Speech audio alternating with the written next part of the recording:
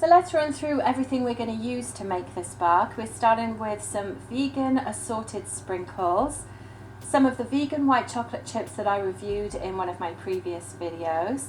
Then I have these really cute vegan heart-shaped candies that I found in a local bulk store, some vegan mini marshmallows, which I just adore, and then I have 4 bars of the Cadbury's plant-based salted caramel bar.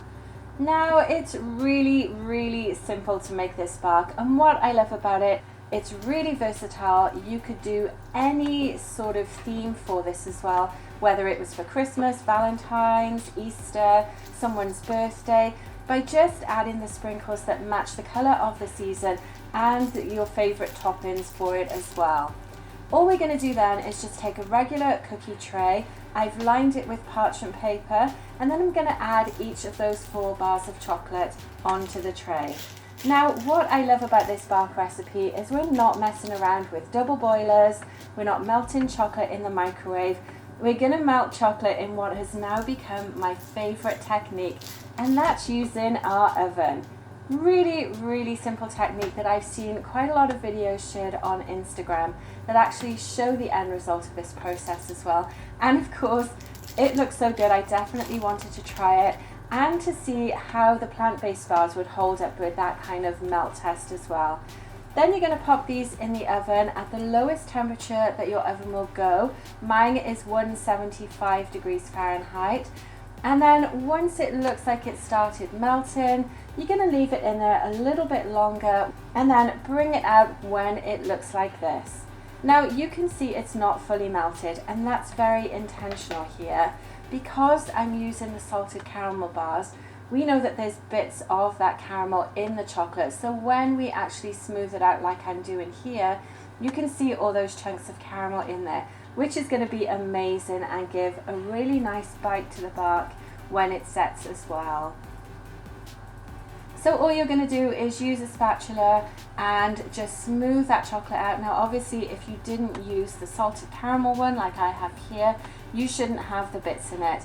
And if you're not sure how to tell when the chocolate is ready to remove from the oven, all you have to do is get something like a cake tester or even a toothpick and actually just poke that in the chocolate and see whether it's ready to remove. Again, it doesn't have to be fully melted because you're just wanting to melt the majority of it and not actually risk over melting it. We don't want a huge sort of runny mess on the baking sheet here. And then it's as simple as just going through and adding all of those toppings to it. Now the white chocolate chips will melt a little bit because the chocolate is still very hot.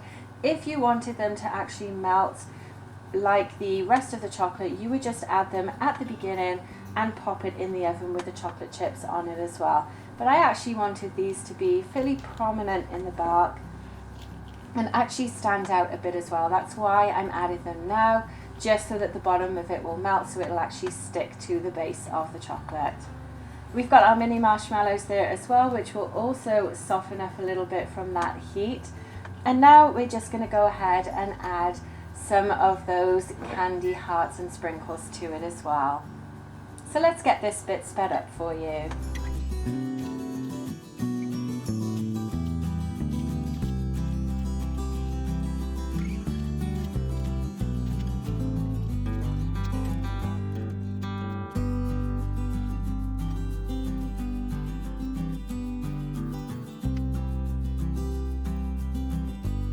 So we're just going to finish off with a few more of those sprinkles, and again, this just looks so colourful and fun. I know kids would definitely enjoy making this as well. Once you've got enough toppings in there, you want to let that chocolate set in the fridge until it is fully set as well. And then the fun bit comes where you can take it out, and as you can see here, it's nice and set. I can actually remove it from the baking paper as well. Really nice and firm here, and it's just a case of breaking it up.